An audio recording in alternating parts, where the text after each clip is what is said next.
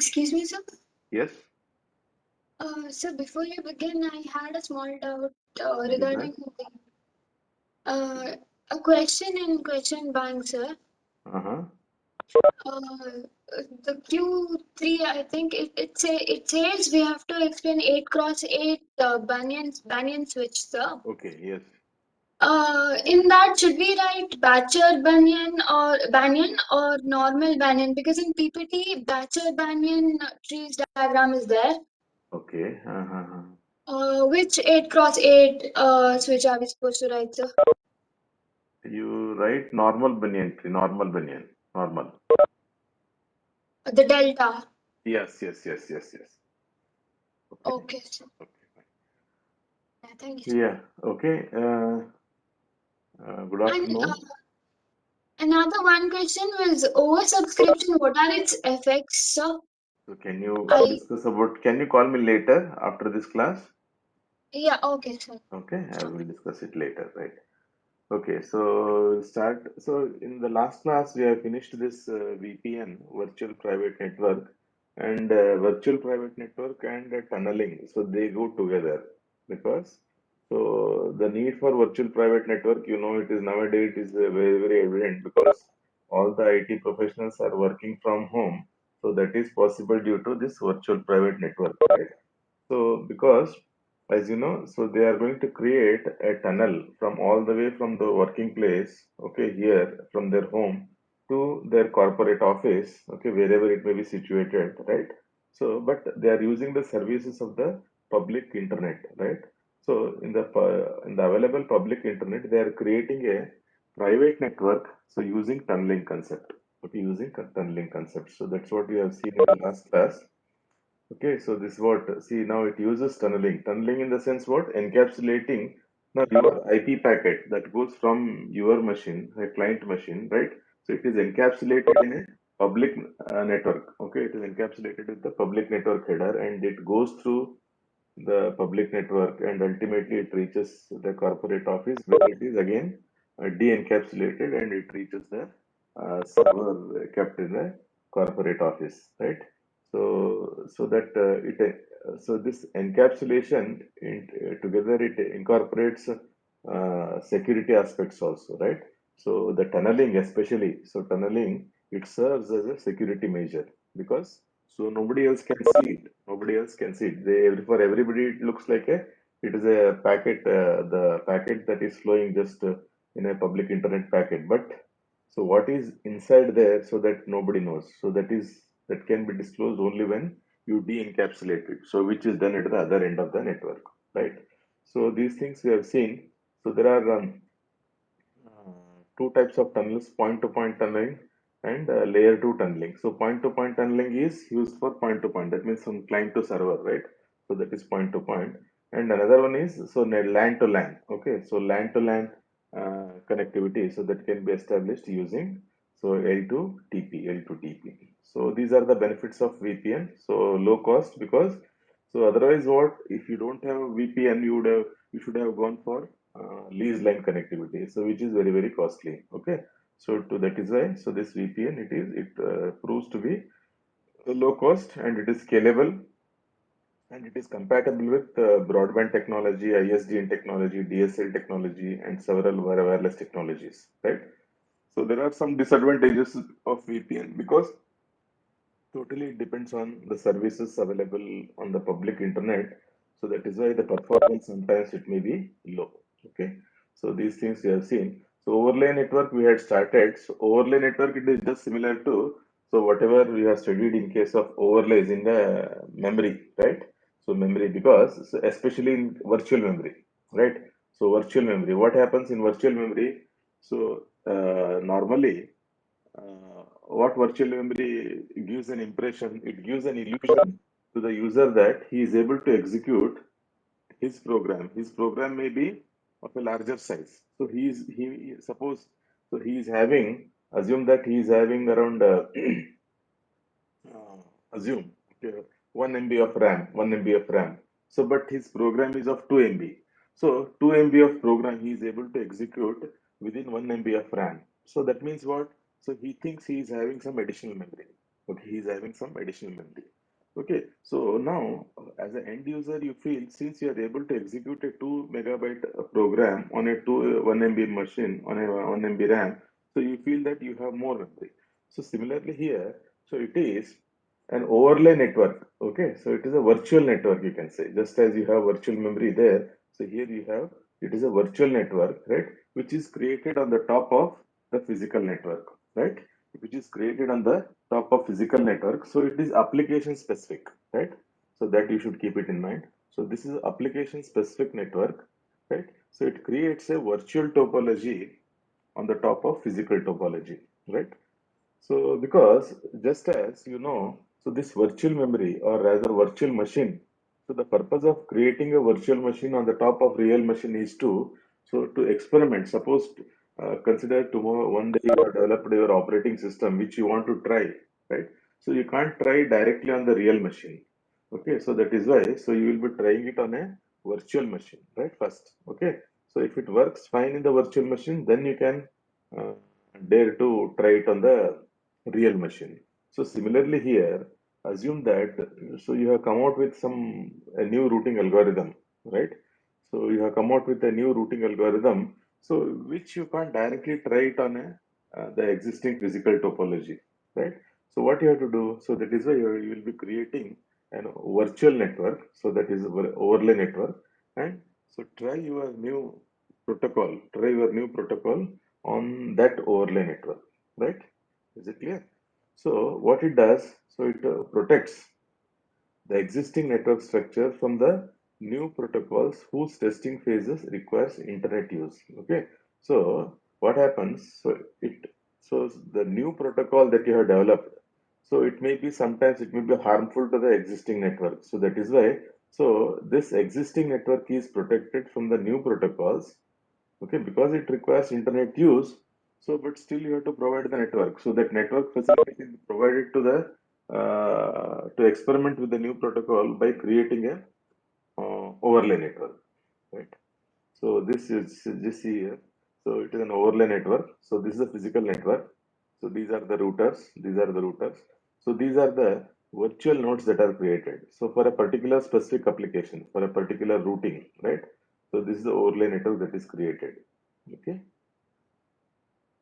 So the virtual connections on overlay network are created using so routing or a switching software. So it is so even the nodes are also created by using software, and the links, logical links or the virtual links, they are created using software. Okay, so it is an abstraction. It is abstraction of so virtual network is an abstraction of the physical network, underlying physical network. So these are some of the features. So what is important here is so the overlay networks.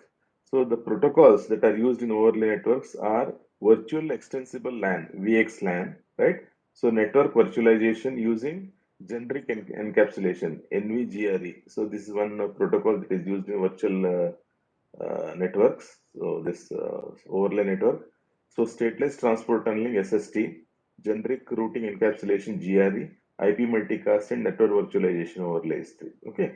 So the examples for overlay networks. So these things are common. So even VPN, it is also a virtual network, VPN, and a peer-to-peer network, P2P networks. So content delivery networks. So these things are used especially in case of multimedia delivery, right? Content delivery networks. So VoIP. So these services and even such as Skype. Okay. So and software defined networks, SDN, especially SDN nowadays it is common. SDN, software defined networks. So okay, all these are the examples for so this overlay networks. I hope I'm clear. Any doubts? Yes, any doubts are there? So software defined network, it is a type of virtual network or overlay network. Yes, any doubts? Let me just unlock the meeting so that the latecomers can join.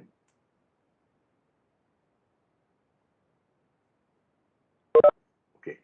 So the next topic that is that we need to cover in this is MPLS, multi-protocol label switching. Multi-protocol label switching.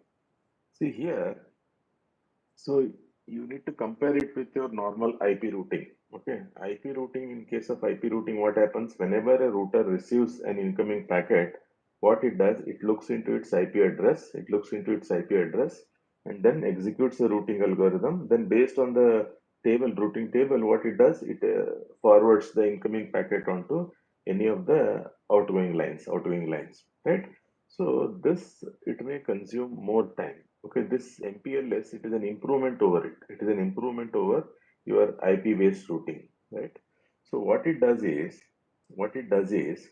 see first, so it is a method of switching packets. Okay, it is a method of switching packets using labels instead of IP addresses, right? So here we don't use IP addresses. Instead, we use labels. We use labels, right? Or so that is, instead of IP addresses we use labels. So it is a protocol agnostic and speeds up packet forwarding and routing. So protocol agnostic means, anybody so can tell what is meant by protocol agnostic? It doesn't believe in protocols. It doesn't believe in IP protocols. Okay, that's what a kind of, normally we say, no. So atheist is the one who doesn't believe in God. So he is also called as agnostic, right? So protocol agnostic means so it doesn't believe in the general IP protocols, right? So that is why, so instead of using IP addresses for routing, what it does is it uses labels. So for routing. So the packet forwarding takes place using labels. So that is why, so there is, it attains higher speed. Okay, so it speeds up the packet forwarding. So the process, it is very simple, because based on the label, so you are switching the packet. So those routers are called as label switching. Okay, label switching devices, right? So this is one example. Now, and one more thing, so this labels are assigned. Okay, so the labels are assigned to these routers for every, what you can say, destination. See, now here you just see in this note, MPLS label mentioned in the diagram are for 10.10.1/32. Okay, so this is what is 10 that this R4 is 10.10.10.1. Okay, so now all the way, so these labels, whatever they are mentioned here, so these labels are for the destination, this one, for destination 10.10.10.1. Okay, so for different destination, the same routers will have different labels. Are you getting my point? Okay, so whenever the destination is this, so then, so these labels are applicable. So whenever there is a different destination, so then they will have different labels. Okay, so with respect to this destination R4, the labels that are assigned to R1, so its label is 100, MPLS label, multi-protocol label switching. It is MPLS, multi-protocol label switching. So, and please remember, multi-protocol means it supports multiple protocols, right? It supports multiple protocols, and the switching is done based on the labels, right? So the label for this router is 100. The label for this router, it is 200. The label for this, it is 300. Label for this, it is 400. Okay. So this is how the labels are assigned. Okay. Now you may ask, so how the labels are assigned to it? So there is a protocol which does it. So it is called as Label Distribution Protocol, LDP protocol. Okay. So LDP protocol is used based on which, so it is going to assign labels. So now how actually the labels are assigned along this route, for this particular route? So it is again, so the underlying, so your IPv4 works below it, IPv4, right? So the underlying this one is IPv4 only. So based on, now let us say initially, so whenever you are doing IPv4 routing, so now this IPv4, so from this R1, the packet has to go to this router. Now what we do, instead of this putting this interface, what we do, we assign the label. Okay. So that label table is maintained instead of routing table. So lookup label table is maintained, right? Are you getting my point? So this LDP protocol, what it does, right? LDP protocol. So this the underlying, what you can say, the routing is based on IPv4 only. Using IPv4 rating instead of using IP addresses. So what it does is it uses labels, right? So we'll see that. Yeah. So now the process of packet forwarding in an MPLS network can be broadly divided into four. Now router, see here, router chooses an MPLS label for every route in the network. Please remember this. So for every route, so suppose in a network if there are thousand routes, then every router will have one label pertaining to every route, right? So, for instance, here R1, R2, R3, R4. So, they have labels 100, 200, 300, 400 for the network. So, for this, with this destination, for this destination, so these are the labels assigned. Okay. So, for different this one, so the different labels will be there. Okay. Okay, so this label field is a 20-bit, it is a 20-bit in length. Okay, so 20-bit length, and so the total number of labels will be 0 to 2 raised to 20 minus 1. So now routers, so once the labels are assigned, see here, once the labels are assigned to them, right? So these neighbors, they exchange their labels, okay? Just as in case of link state routing, we have seen they exchange their link state packets. So here they exchange their labels. The neighboring routers they exchange their labels. Right? Routers exchange their labels they have chosen for every route in the network with their neighboring routers. So label distribution protocol (LDP) is used to exchange the labels. Right? So for communication, so LDP is used. So R2 tells R1 and R3 that its MPLS label is MPLS label for this destination is 200, like that. Okay. So every neighboring routers they exchange their labels using LDP protocol.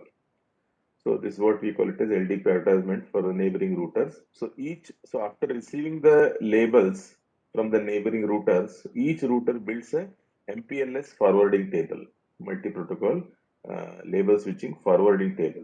Okay, so this is what you can say in accordance with your IP routing table. It is in accordance with the IP routing table, but we are not using IP routing table. Instead, we are using a label MPLS forwarding table. MPLS forwarding table, right? So the same thing. R1 tells R2 that MPLS label for this one is 10. Okay, so that's the same thing. So now, how actually the routing takes place? See, this is what I said. In case of R2, in this case, R2 refers to IPv4 unicast routing table. Okay, because the underlying protocol is IPv4 only. So to identify the next hop in the route is to route the next hop in the route to 10.10.1/32. So by doing so, R2 gets to know that R3 is the next hop. Okay, see this figure. Okay, so now R2.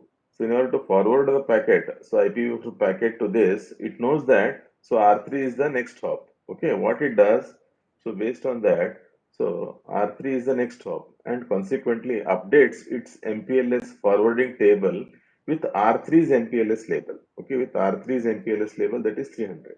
Okay, so instead of IP address, it puts label.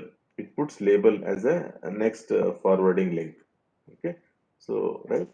So now what happens? This is very important. Now the routers are ready to use.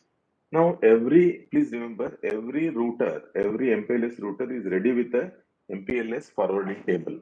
Okay, because after receiving the label information from their neighbors, so every router is ready with its label forwarding table, right? So each router now routers are ready to use labels to forward the packets. Each router swaps the existing label with the next hop MPLS label. Okay, next hop. So it swaps, it overwrites. Okay, so when a packet intended to, please remember this, when a packet intended to 10.10.10.1 enters MPLS network through R1. So first node, it analyzes its destination IP and adds MPLS header to packet containing the label 200. Okay. See when this receives a packet, so what it does, it looks into the destination address, and what it does, it writes MPLS label. It writes MPLS label that is that, so 200 of the next outgoing router. Okay. So in the label position, it writes 200 there. So, but where this label header comes into picture, this label, please remember this. So this label header comes into picture between, so your layer 3 and layer 2 headers. Okay. So layer 2 header, it is a data link header. So layer 3 header is a IP header. So between these two, so we have this MPLS header. Okay. MPLS header. Please remember that is why. So sometimes it is called as layer 2.5 protocol. MPLS, it is also called as layer 2.5 protocol because it sits in between layer 2 and layer 3. It sits in between layer 2 and layer 3. So layer 2 is meant for frames. So layer 3 is meant for packets. So in between them, this MPLS sits. That is why it is called as layer 2.5 protocol. So sometimes the question may come. So what do you mean by layer 2.5? So you should answer it is MPLS routing. Okay, so now you just see here. So when a packet intended to 10.10.1/32 enters MPLS network through R1, it analyzes the destination and adds MPLS header to the packet containing MPLS label. So that is 200. So 200 is the MPLS label of this R2, right? So now what it does? So once it receives it, okay, once it receives it, now, what it does, it analyzes it again. So now the destination is 10.10.10.1. So what it does, so it forwards it. Before forwarding, what it does, it removes, it swaps the label, MPLS label with the label 300. So 200 is removed and 300 is put. So it goes to this router now. So what it does, it receives that packet and in the label field, it puts 400 and the MPLS packet comes here, right? Is it clear? So that's how the swapping takes place. So before forwarding it to R2. So R2 swaps with the existing MPLS header. So with R3s and the process goes on until the packet reaches the destination. Okay. So this is how the routing based on the label switching it takes place, right? So yeah. So this is, as you see, as I told you, so here you have layer 2 header. Layer 2 header means it is data link layer header. So this is layer 3 header. So between layer 2 and layer 3, so this MPLS header comes into, it sits. Okay. So this MPLS header is of 32 bits. So label value, is, you see, it is 20 bits. So this is for experiments. So this is 1 bit, stacking bit. So TTL, time to live field. Okay, time to live. So this is what is the MPLS header. Okay, see, the MPLS header sits between layer 2 and layer 3 header and is thus called 2.5 layer protocol. Okay, MPLS is called as 2.5 layer protocol or a SHIM protocol. SHIM protocol. Yes? Is that clear? Is it clear? Hello? Yes, sir. Okay. So MPLS Excuse me, routing, sir. how? Yes, tell me. So when we have IP routing in the layer 3, why do we use this thing, sir? So this is faster. This is faster. See, it is again application specific. It is application specific. See now, to speed up the process of what you can, and these things. See now, these have fixed route. Okay, fixed route. So for every route, suppose I am a router. So assume that there are 5 routes are going through me. That means I will be having 5 labels. I will be having 5 labels. So instead of looking into the, what you can say, instead of looking into the routing table and executing a routing algorithm, so what you can do is you can just refer to the label forwarding table. Okay, so you just see incoming label and outgoing label. You just map and forward it. So there is no need of execution of routing algorithm and all. Is it clear? Are you getting my point? Yes, sir. But is this efficient than that? Definitely, definitely. It is faster. It is faster. It is faster. But see, now it is not that good for if the topology changes quite often. So then it is not, because whatever the routes that are established, so they are static in this case. Okay. So tomorrow, if there is a change in the topology and if the better routes are found out, so then those are not reflected in the forwarding table. Again, that LDP protocol has to be executed to determine a new label forwarding table, right? So the dynamic changes will not be incorporated in the label forwarding table. Okay. Yes, sir. This means it's not adaptable, sir. It is not adaptable. It is not adaptable. So again, Yes. first initially, this IPv4 has to run. IPv4 routing has to run. So based on the IPv4 routing, only this label forwarding table is prepared. So once label forwarding table is prepared, so then MPLS you can apply. Directly, you cannot apply MPLS. Initially, on the first run, you have to run IPv4 routing only on the first run. So so for the several runs later, so then you can use MPLS routing. Okay.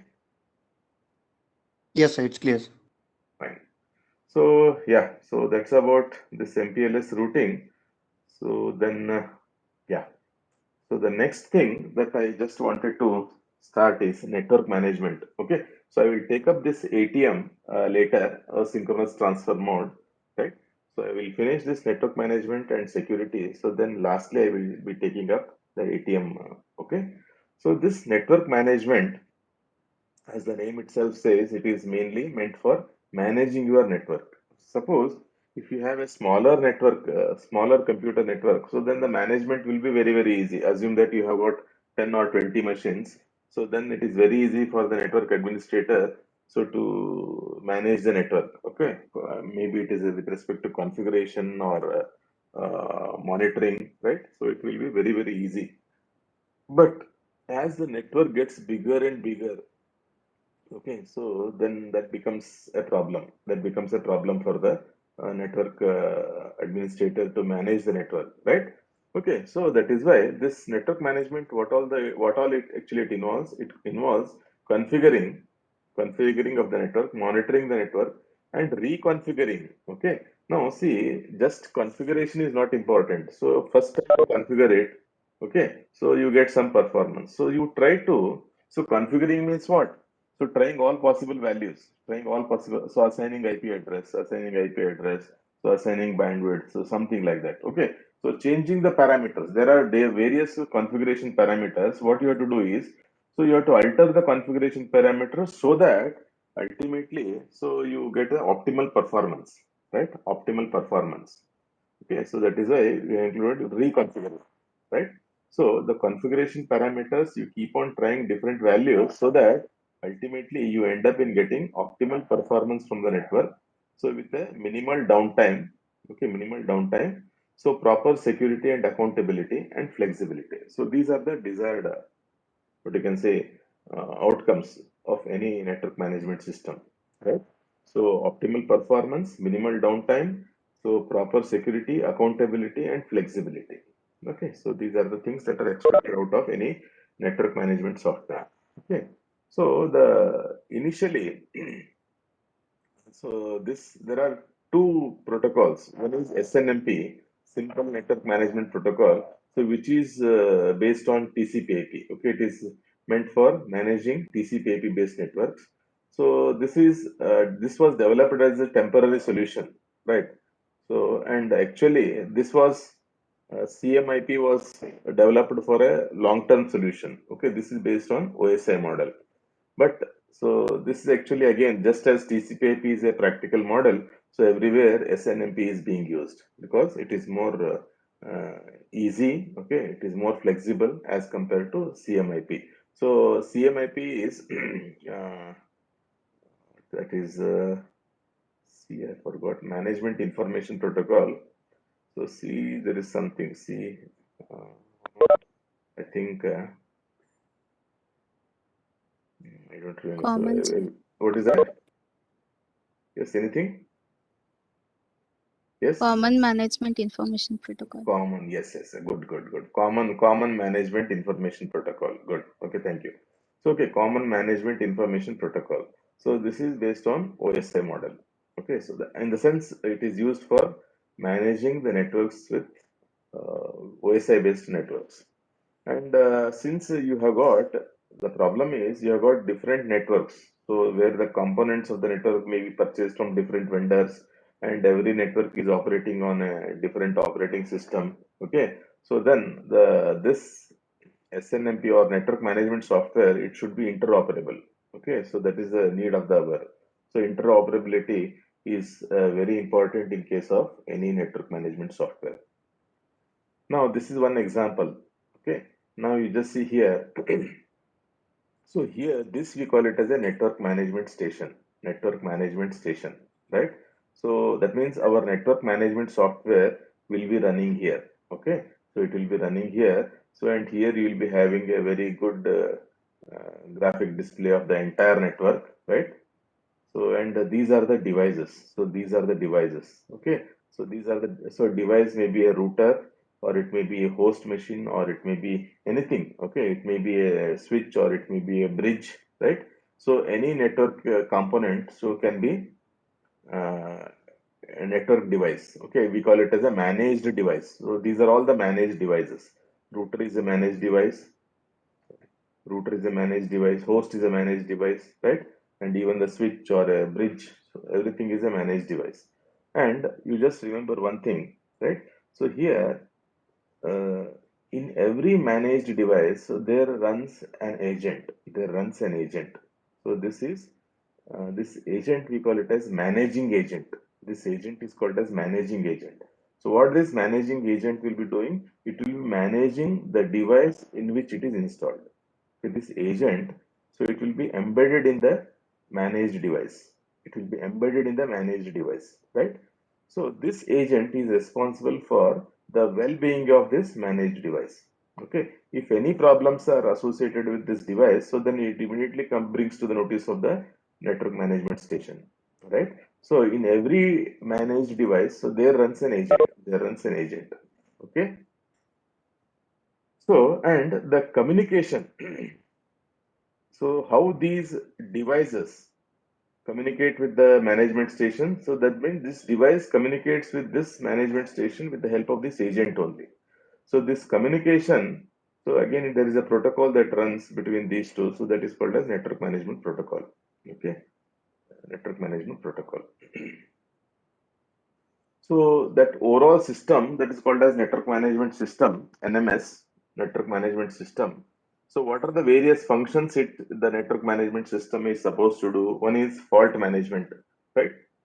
So if any device that develops fault, okay, develops a fault maybe due to hardware or software failure, right? So that fault should be identified. That a network management station should be able to identify the fault and it should isolate it. Okay, then configuration management, right? So configuration management in the sense if maybe due to some reason, okay, so there is some configuration problem. So the network management station has to indicate the device, in the device in the sense agent that is managing the device, so to reconfigure it. Okay, so that means it gives instructions, right? So the network management station, you just see here. So this network management station, it gives instructions to this agent. Okay, if at all there is any, suppose that network performance is going down. Okay, it may be due to the wrong configuration of this router. So then, so this network management station may give instruction to this agent so that, so it may ask this agent to reconfigure the router. Okay, so configuration management, so reconfigure for the optimal performance. So accounting management to keep track of the usage of different resources, maybe so the bandwidth. Okay, so how much of bandwidth is being used by so different users, right? So then various other resources that are there in the network. Okay, so different users and different resources. So which user has used which resource for how much time? Okay, so that can be that is all about accounting management. So then performance management. Okay, so how much of bandwidth is being used? Okay, ultimately, what is important? So bandwidth must be used to the maximum extent. It should not go waste. Okay, so the network utilization, then end-to-end response time. Suppose, see, this is all a very important, especially for the internet service providers. Okay, the response time should be very good, right? So end-to-end response time. So for the communication between a client and a server. Okay, so what is the response time? Okay, so that is this. So there are various. Again, it all depends on the configuration. So then security management. So access control. Okay, access control. So that means every user in the network should have access to the resources for which he is allowed. Okay, so that is access control. Okay, so every user is not having access to all the resources, but so whatever the resources for which he has the access, so he should be able to have access to those resources. And CIA is confidentiality, integrity, and authentication. So I have written it in short. CIA means C is for confidentiality, I for integrity, A for authentication. So confidentiality means whatever the user sends, it should be in the encrypted form, right? So integrity means in between there should not be any modification. So whatever I send, okay, whatever the host sends, so that should be received as it is. Okay, there should not be any modification in between. So that's what is integrity. And authentication means whenever I send, so the receiver should be able to verify that it is sent by me only. So that's what is authentication. And non-repudiation. So non-repudiation means it is, so after suppose I send some message, so later on I should not deny that. I can say that I have not sent that message. Okay, the sender who has sent, so later on he is denying it. So that is called as repudiation. Okay, non-repudiation. So to overcome that. Okay, so these are the security parameters. Now, as I said, managed devices. Which are the managed devices? So router, switches, bridges, hosts. So these are all the managed devices. And agent. Okay, so as I said, agent will be running. It resides inside these devices. Okay, so there is one agent running embedded in router, one agent embedded in switch, like that. Okay, so every managed device will have agent running inside it. So what is the purpose of agent? Agent provides the information about the managed device, right? So about router, suppose the agent is running in the router, so about the any management information related to router, so it is given by the agent to the management station, right? So, and also the agent accepts the instructions to configure the managed device, right?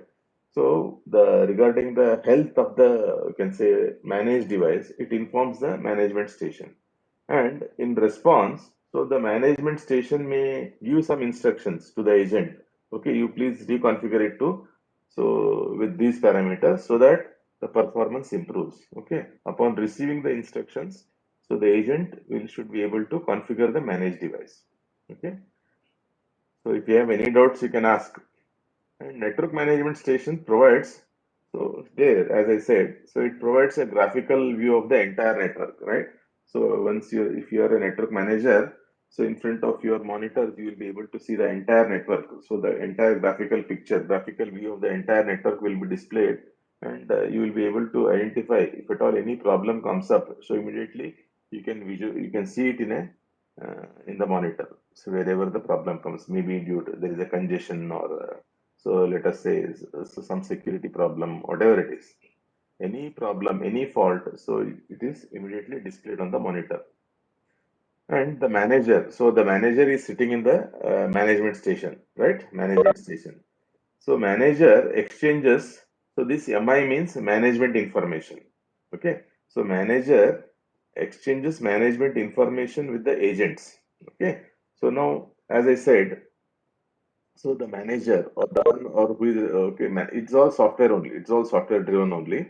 So the manager may instruct the agent to configure the device, configure the network device. Okay, or so in turn, so the management a poll.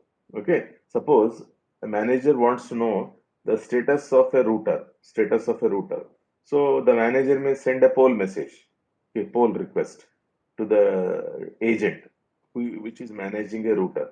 Okay, upon receiving the poll, So the agent which is managing the router, it should respond. It should respond by giving the management information, router management information. It should respond. Okay. So this network management system it may be a centralized thing or it may be distributed. Okay. So there are some problems with whenever you have a centralized system, because the traffic towards the management station will be very high. So please don't think of a single network. So think of a very big network, so which is done by normally internet service providers. So how actually they manage their network, right? So if entire management of the network, if it is at a one common place, so then the traffic towards it will be very heavy. So it is better if it is distributed, and it enhances reliability also. Okay, so this is the SNMP, Simple Network Management Protocol. So it was developed. It was developed as a temporary solution to manage TCP/IP based networks, right? So this Internet Activities Board, okay, so this is an organization, Internet Activities Board, IAB. So it came out with a framework. Came out with a framework, okay, so to manage the network. So that framework included these three things. One is SMI, structure of management information, right? Now, see, now we are told about so there are managed devices, there is a management station, so there is a communication and all. But so how do you describe the management information? How do you describe the management information? So that to describe, because the agent and the management station, they communicate by exchanging the management information. So how this information has to be represented? Okay, for describing the management rules, so this SMI, structure of management information, it describes the rules that are to be used for describing the management information. I hope I'm clear, right? SMI, it defines the rules for describing the management information. Maybe it is about the router or about a printer or anything, right? So then now these devices are to be identified.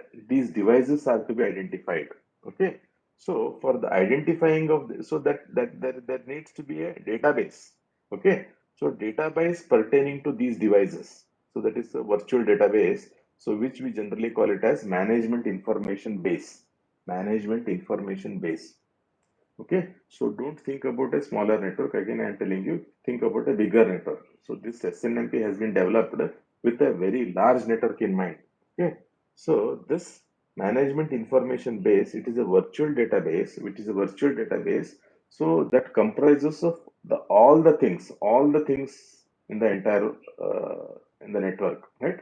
Every device, okay, every functional aspect of the network, so it is available in the virtual database.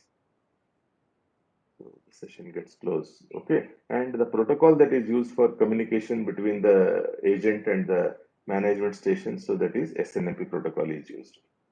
So there are three ways in which agent communicates with the management station. So manager sends a request to the agent, okay, so to inquire, so that is using poll message, or if it is a bigger network, okay, so manager sends request to another manager. So the manager who is managing the network, so it is peer-to-peer communication, one manager putting a query to another manager. Or if the problem is serious, if the problem is serious about a device, so the agent on its own voluntarily it sends the management information to the manager. So when the device is problem is very critical, so without receiving a poll message, so agent on its own, it will send the management information about the device to the manager. Okay, so this is a structure of management information. Okay, SMI. Okay, SMI. So it is normally, so the rules for describing the managed objects. Okay, so where it is that entire database, we call it as management information base. Okay, so I think so I should not cover it in. Let me just take a time. So now, so we'll continue this in the next class, right? Because there are a few more slides. It hardly takes another 10 minutes time, but okay, I should not rush. Okay, so if any doubts are there, you can ask. If any doubts are there, you can ask. So starting from this SMI, I will continue it in the next class. Yes, any doubts?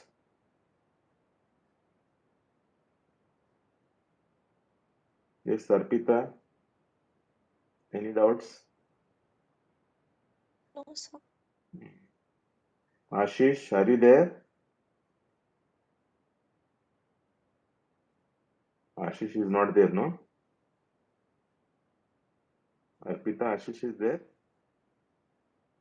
No, sir, he is not there. He got disconnected now, sir. Okay, fine. Okay. So any doubts? Any doubts you have? No No, doubts? sir. Okay, fine. So this SNMP is very, very interesting. So you need to, because see, when you come to 8 semesters or 7, I think, yeah, 8 semesters only, you have complete elective based on this SNMP, network management. You have elective subject, core subject for 100 marks. Okay, but here you have just a small chapter, but you will have, it is an elective, so you will have a complete elective subject based on this network management. Yeah. Okay, so if you don't have any doubts, so then I will close the session. Okay, thank you.